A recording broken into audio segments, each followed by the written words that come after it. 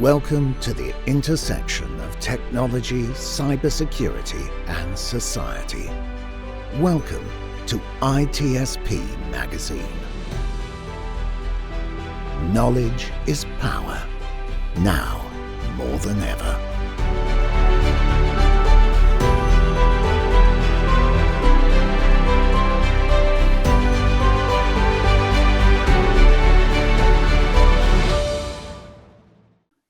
All right, here we are. We're on Redefining Society. And for the people watching the video, you'll see there is two people here, and it's not just me and Sean, as often happen. It's actually a guest, David Waugh, join me. How are you doing, David? I'm doing well. Thanks for having me, Marco. Very good, very good. Just want to make people listening the audio only that you're here. So a little introduction about what we're going to talk about. So it's Redefining Society, where we look at how technology is affecting society in the good and the bad, and how maybe cultural changes are driving technological changes, or as many times happen, is the other way around. And often we talk about education. It's a big part of our society. It's a big part of, of course, educating the next generation, and oftentimes technology it's part of the conversation. And when technology is part of the conversation, I think David will agree with me, cybersecurity is going to take a slice of of the picture, of the action. So I'm going to start to introduce David on. Actually, I'm going to let David introduce himself and tell us what he does, why he's a good person to have this kind of conversation. And we'll dig in about this relationship between education, schools, technology, cybersecurity, with a focus on cybersecurity and why school has become maybe a target, maybe a little too much. David, up to you. Thanks, Marco. Pleasure to be here this afternoon. Again, my name is David Waugh. I am one of the founding team members and the chief revenue officer of a company called ManagedMethods, Inc. ManagedMethods is a company that's dedicated to cybersecurity, data protection, and student safety, specifically for K-12 educational organizations around the world. We're based just outside of Denver, Colorado, in the foothills of the Rocky Mountains at a place called Boulder, Colorado, home of the University of Colorado at Boulder. And we've been in the market, going on 6 years now. And again, we're focused on this topic, cybersecurity and student safety and data protection for our school systems, public, private. We work with them all, big, small, everybody's impacted by it. So that's why I'm happy to have this conversation about this topic, because it's very near and dear to me, not only for my day-to-day business, but in my personal life. I have children, like many of the audience members I'm sure do. My wife works in elementary education. I have a high school boy and a middle school or junior high, depending on what part of the country you are. But she's in the system as well. And, between the two of them, I see technology in action nonstop. And so it is a very, very important topic. And like you said, Marco, yes, you cannot have a conversation about anything technology related these days without bringing in the conversation of the cybersecurity angle.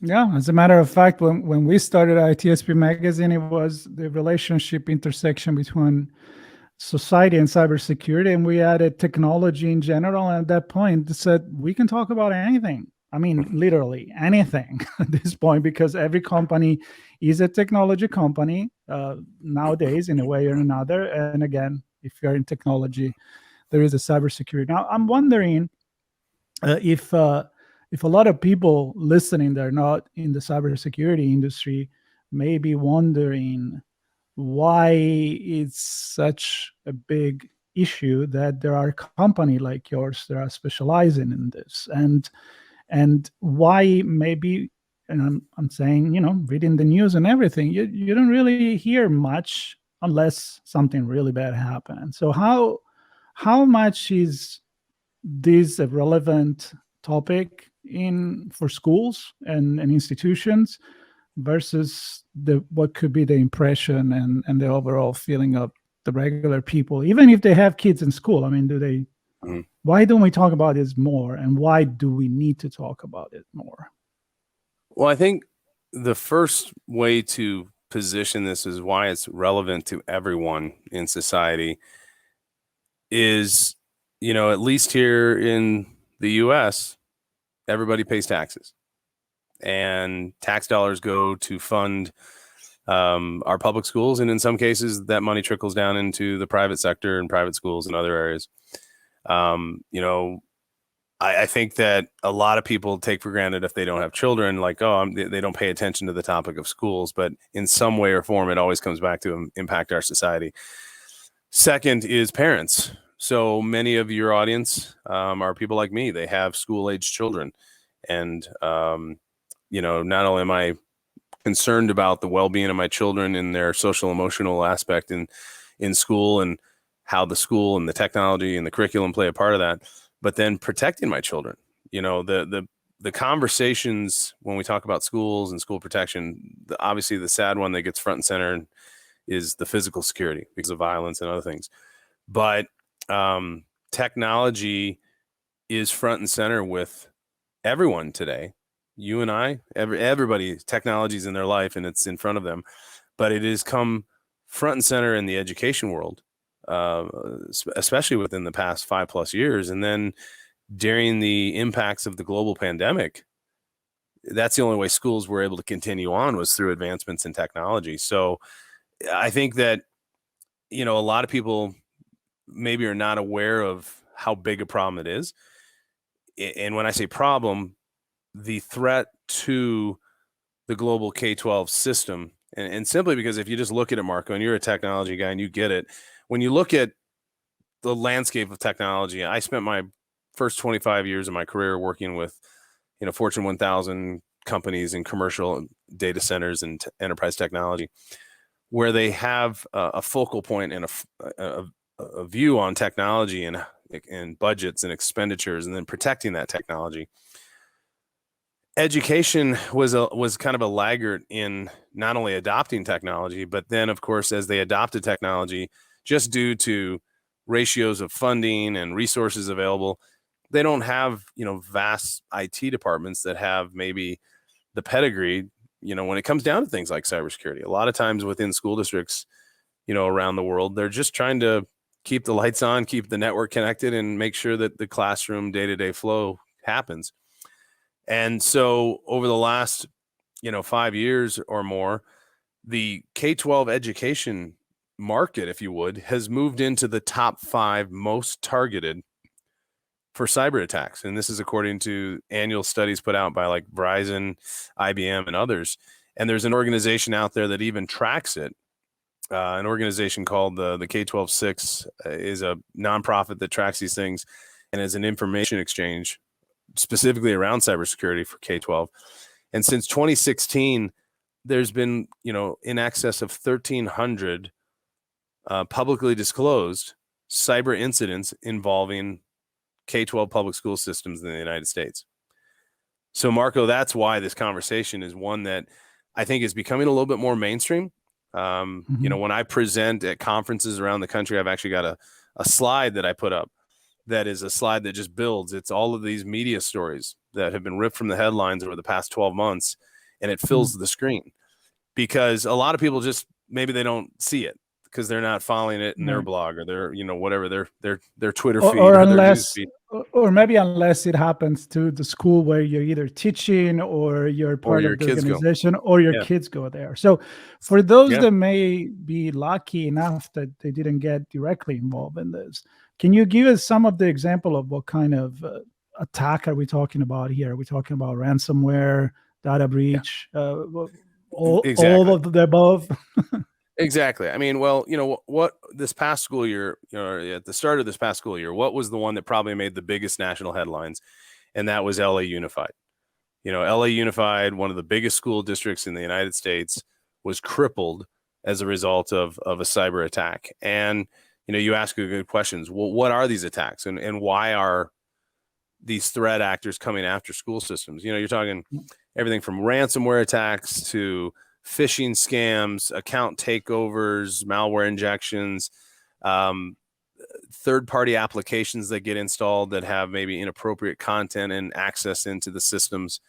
And a lot of it comes into even just when we talk about cybersecurity incidents, sometimes internal data breaches that are, maybe not intentional, but it's so easy today in the world of cloud-based computing to overshare information. So, when I talked about, that organization that was tracking these things, people ask, well, why is it that, cyber attackers are going after schools? Well, there's kind of two landscapes. One, ransomware money, and two is data. So the median amount of money stolen from school districts during phishing attacks between 2016 and 2020 was $2 million, according to published studies from the K-12-6 research organization. So that the cost of one incident, in one case was in excess of $10 million. So it comes back to what I was talking about earlier. Why should people care about these things? Because it's kind of like protecting the infrastructure of the power grid, and because it'll impact us ultimately in our daily lives. And as a taxpayer, if a school district is dealing with theft and loss of money and ransomware, not only does it stop that school from being able to operate, but then it's costing all of us money. It eventually is going to come back to impact us. The other side of that coin is, what are they after, Marco? Is they're after the data. How many children in the United States under the age of 18 have used their personally identifiable information, first name, last name, date of birth, social security number, to apply for a credit card or a car loan or a bank loan, whatever it may be? That's the ultimate goal that threat actors, why they're targeting the education community, is because it's a treasure trove of data. So not only can they, hey, as long as we're in here and we have the data, we're gonna hold you for ransom because we want to get money up front. Might as well get anything we can while we're here. But the reality is, what they're after is the sensitive personal information behind the scenes and other information from the school. So first and foremost, school districts, kiddos are a treasure trove of personally identifiable information that can be sold on the dark web and used for everything else. And, I can point to countless situations of identity theft where school-aged children didn't know their identity had been stolen until they graduated and were applying for like college loans and other things. So it's like a long-term investment. Oh, yes. Yeah, absolutely. So it's the gift that keeps on giving. But they also, while they're in there, they can go after the staff data. So credit card information, financial information, bank accounts, you name it. So to answer your question, Marco, it's a bigger picture. And when you sit down and explain it to people, you can see that light bulb go off. I'm like, okay. And especially a lot of people that may be in this audience, IT professionals, are probably all nodding their head and going, oh yeah. I guess. Yeah.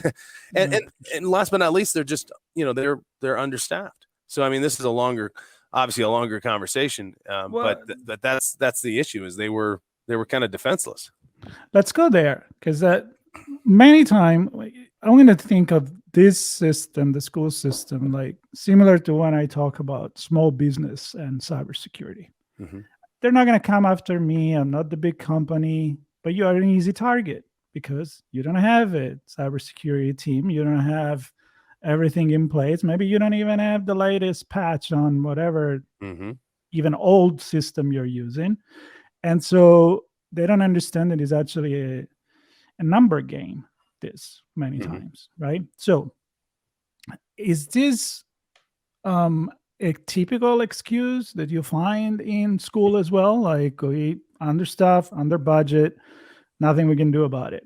Or who is it going to pay for this, right? Or if something happened, who is going to cover the cost of the rebuilding? Exactly. Or so let's get to the next, like, stuff happened. Now what? Now, does it really at that point somebody does something? And by somebody, I'm thinking government, state, school board. Who is taking action at that point? Well, and that's been the challenge over the past 5-10 years.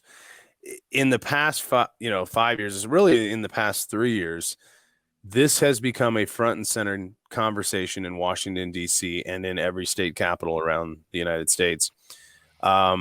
which led to the U.S. Congress passing the K-12 Cybersecurity Act of 2021, which then has led to a recent publication last month where the CISA, the Cybersecurity and Infrastructure Security Agency, published a long-awaited guide on partnering to safeguard K-12 organizations in the United States. And so they put forth a guideline, and the report, and it's publicly available to anyone out there.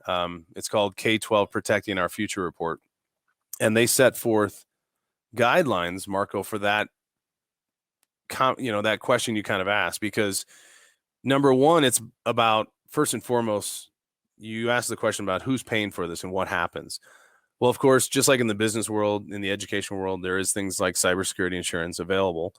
But in the last 5 years, the cybersecurity insurance companies have started to crack down more to say, look, if you're not taking basic measures to try and safeguard yourself, then we're either not going to insure you and underwrite it, or we're not going to, or your premiums are going to be sky high. And so, it always boils back to funding, budget, money. That's always the first thing.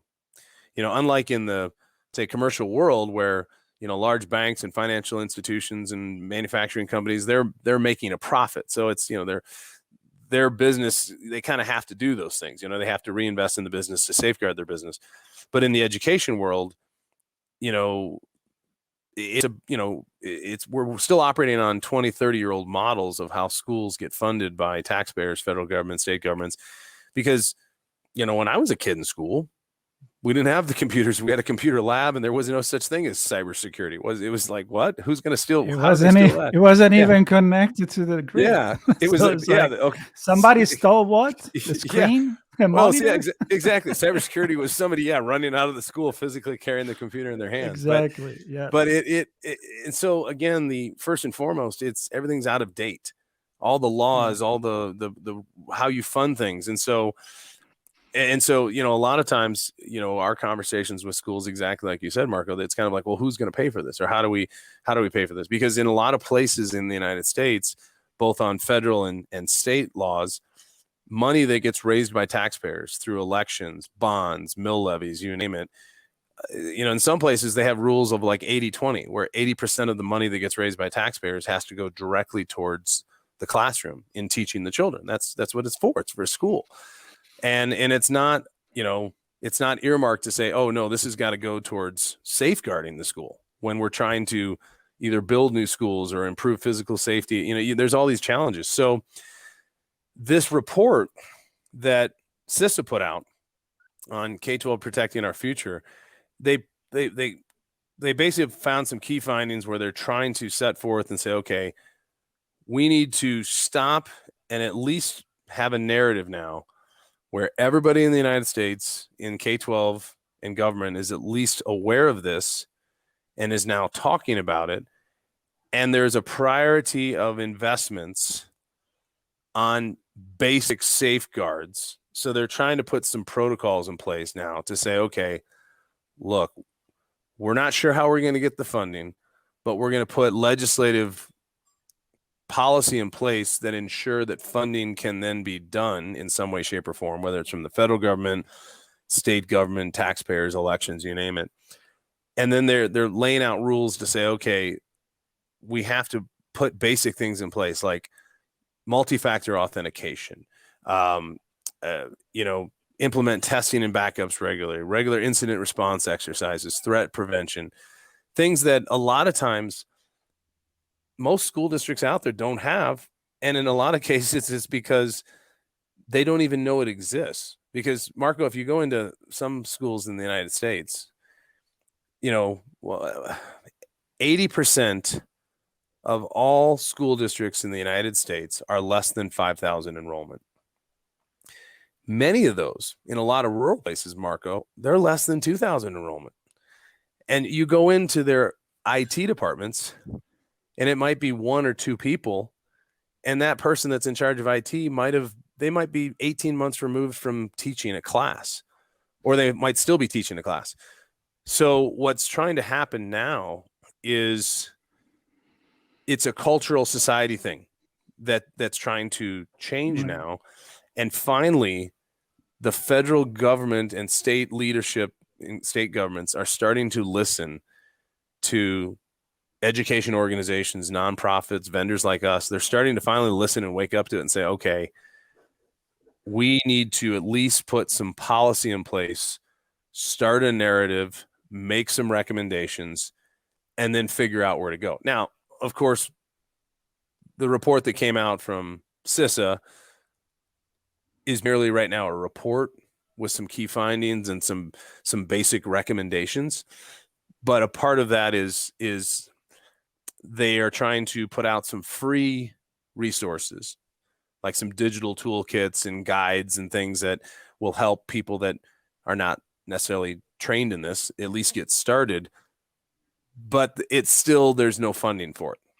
Meaning it's not like this report came with, oh, hey, by the way, based on the size of your school, you're going to get a grant for X amount of dollars.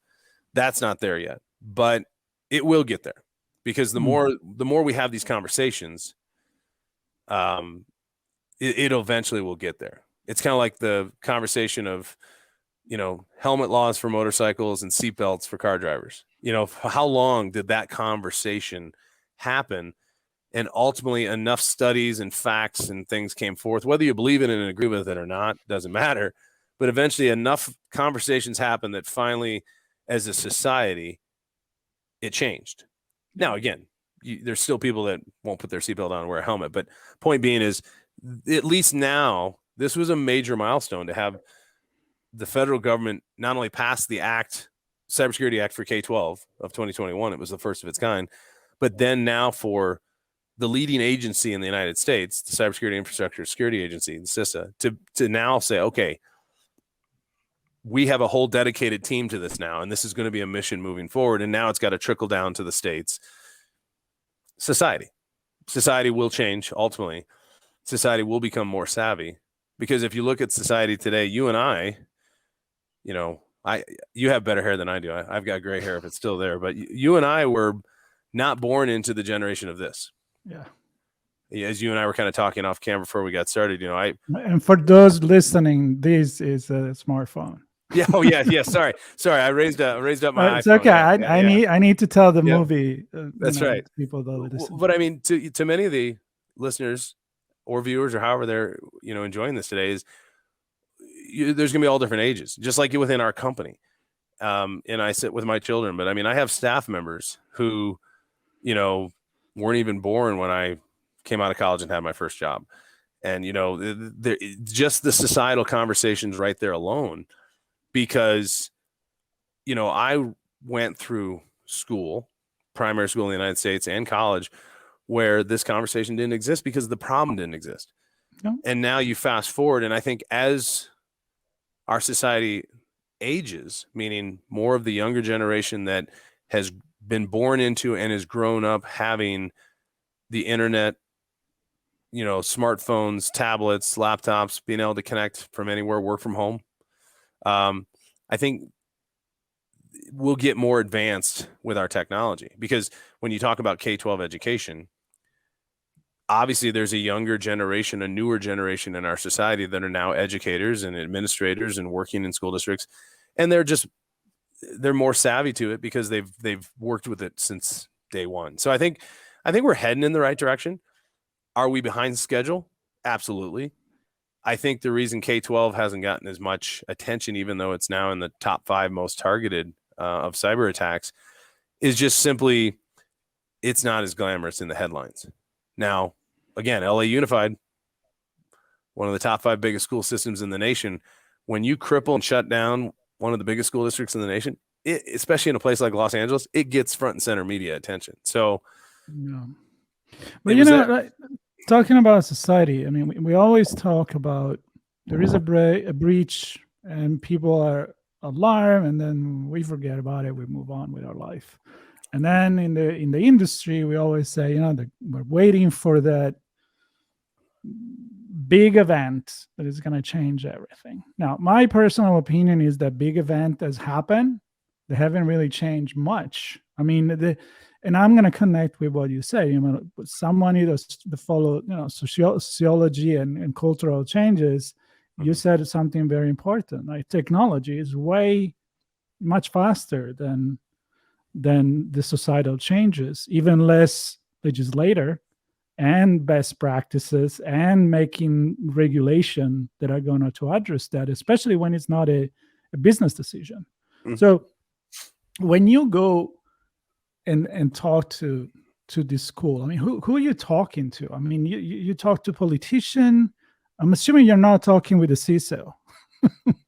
So actually we are. Well, not a CISO. Okay, good. Yeah, very few similar schools. Yeah, we're every school district out there has some form of technology leader person. They may be called the director of technology, technology coordinator. You get into the bigger school districts. You get into bigger school districts, and they operate just like a business, a corporation. You've got a chief technology officer. You might have some schools. You said a CISO. There are some schools, but I would say very few. You're talking only your largest school districts that have a CISO. And in fact, one of the biggest school systems in our country, I won't name their name, but we work with them. We have for multiple years. This is a district that has upwards of 200,000 users in the school system between students and staff. They're upwards of 180,000 kiddos and 18 to 20,000 staff members. That's like a big corporation. You're talking 200,000 users on computers and a network every day. And yet their cybersecurity team consisted of 3 people. 200,000 to 3. And yet you could almost have the same conversation with a rural school district here in Colorado that has 1,000 kiddos and the IT department consists of 1 person. Arguably you could say the smaller school, the ratios are a little bit better. So when we go out and talk to folks, I just came back from a big conference in the state of Texas.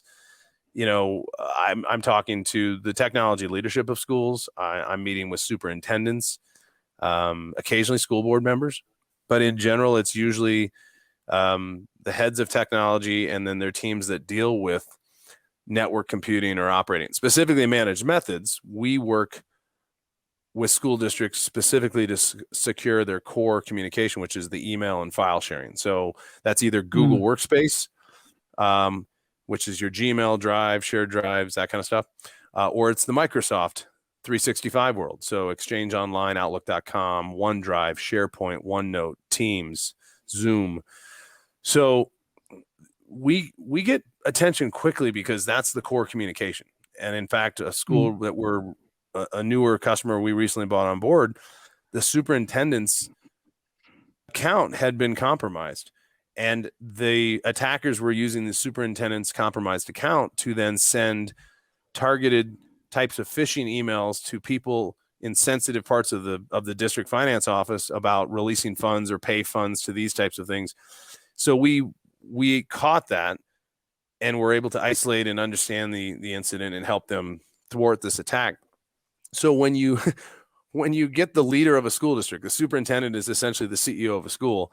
When that cyber incident is front and center right on their account, you usually can get their attention and have a conversation rather quickly. It got a little too close, right? It got too got a little too close to home. Now you got that tension. Listen, Absolutely. I'd like to, as we're starting to wrap, of course, this is a large conversation that can be even brought to different aspects of, is it about social engineering? Is it about training the people, having technology resolve all the problem that technology and people created, or maybe a mix of the two, which is kind of like my angle usually. I always like to end with a look at the future. I'm a technology society futurist by interest, and I love your opinion on how do you see things change as we move forward, and not even go too far, even 5-10 years from now. I mean, are you expecting some regulation to really take place and make a mandate in order to dedicate a certain budget to securing the school because the kids are involved? Do you think it's something that is going to come more from the public, the parents? I don't know. And as you're talking about that, where do you see the risk going? I mean, we're talking about mobile device. We're talking about the structure, the need for renovation of the school itself. So it's kind of like in general, what's your vision for the future of cybersecurity in K-12? Oh, wow, that's a long conversation. That you have 30 seconds. Yeah, no, I kidding. feel like we need. No. feel we need like a bottle No, of wine just a an wrap. easy Well, chair. We could do that again, but just a quick thought. I think I'm frightened that not enough will change. I think that when you say like in the short term, if we talk like 5 years out, I don't see drastic changes happening in the next 5 years. I see more policy. I see more government talk where you'll have the federal government putting out certain mandates and then state governments either trying to go along with it or contradict. And a lot of that, of course, depends on the political scene of our society. Of course. Yeah. Which it always does. And that's one of the big challenges, of course, with this audience of public education. But I think we'll continue to see technology take over the classroom more and more. We've already seen it. And a lot of that major industrial revolution type shift occurred because of the pandemic. So we saw a whole different way that a lot of schools looked at technology and how they implemented and used technology as a result of the COVID-19 pandemic. But now as we move forward, I think we've plateaued a little bit. I think as a whole society and at least education is like taking a deep breath, like, like kind of just trying to catch up because there was so much that happened during the pandemic. And now with things like this report coming from CISA, I think that we will definitely see a lot of change in the next few years at the federal level when it comes to policy and maybe suggested regulations. I think we perhaps may see an overhaul to some large national laws like CIPA, the Children's Internet Protection Act, which ties to E-rate funding, which is already right now being debated by the FCC. And E-rate is, for those of you who are not familiar, is money that is provided from the federal government for schools based on telecommunications. But so I think, Marco, to your question, the first amount of change we're going to see is going to be, I think, at the policy legislative level. And then it's going to take some time for that to trickle on down to the schools themselves. But I think we're also seeing a major societal shift right now, an awakening to what we're seeing in mainstream media, and this affects all society, and that is how the government and Silicon Valley are facing off on privacy, social media, what's happening right now with the big, social media giants in front of, Washington, D.C. right now. That is going to ultimately have an impact on how things happen in the schools, because ultimately what drives everything with schools is laws that are set forth by the federal government that apply to funding. And when you basically cut off the funding chain and say, if you don't comply, you're not going to get the money, then things automatically happen. That's how it always works. So I think what we're going to see is, first and foremost, again, policy changes, some legislative stuff. And then again, what will happen in society based on some of these social media battles between TikTok, Facebook, Instagram, you name it. I think that's going to ultimately play into how technology and privacy and security is impacted on kiddos in our schools, because that's what's going to drive it. So it comes down to education. And I'm not just saying this because we're talking about education, but because it is applied to everybody, even if you're not in school, obviously. If you don't know, you're not going to act. Absolutely. And I'm thinking like we can't just wait for the policymaker to do something, but we can actually accelerate that by using our public opinion and understanding that cybersecurity is part of our life. And that's a big battle that professional like yourself and like the many that I talk with, those are the story that we have to say and we have to tell. And I'm happy to know that CISA, which are doing really good things, by the way, Yes. with their leadership, with Jen and Overly and Chris Crabb before that. They're doing good thing. I think public opinion is important to put out these reports and really say there is a problem here. Now that we found the problem, let's find the damn solution. Exactly. So, it's having a conversation about it. It's why Managed Methods, we go around the country and present at all these conferences about these topics. It's it's sure we want people to know who we are, but at the end of the day, it's the more conversations that like your podcast and ITSP Magazine have, and the more conversations that people have in public forums with CISA and other agencies, you're absolutely right. It's awareness is the first thing we have to get people to understand. They have to know that there's an issue, and then know that it impacts them, whether they're working in the education community or whether they have kiddos in it. If not, they're paying taxes to it. So it involves everyone. Absolutely. And then eventually it's going to affect family as well. As you say, if the private data of a kid, they're going to held there, I'm pretty sure that you can cross-reference to parents as well. I mean, who is the one that is paying for the thing? So if you think about it, it's everybody's problem again, right? Absolutely. So big conversation. I truly hope that people listening, they have a lot of questions in their head, because that's what I feel like we had a successful conversation. Like question, maybe go and ask to your school board, what are we doing here about this? And maybe we need more conversation about this. And I appreciate what you, David, going around conference and talking about it, and the company that is actually addressing the problem. So in terms of those resources, if you want to share it with our audience, we'll put it into like the CISA reports and the K-12. We can put it in the show notes. And that's my invitation to everybody to check the show notes, to get in touch with you, David, if you want to share your social media, the way to get in touch with you, and maybe to learn more about what you're doing for this problem. So thank you very much, David. I really appreciate it. Marco, it's been a pleasure. I appreciate you. Thank you very much. Very cool. Thank you. We hope you enjoyed this conversation. If you learned something new and this story made you think, then share ITSP Magazine with your friends, family, and colleagues.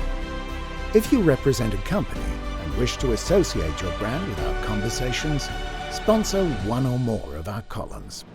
We hope you will come back for more stories and follow us on our journey.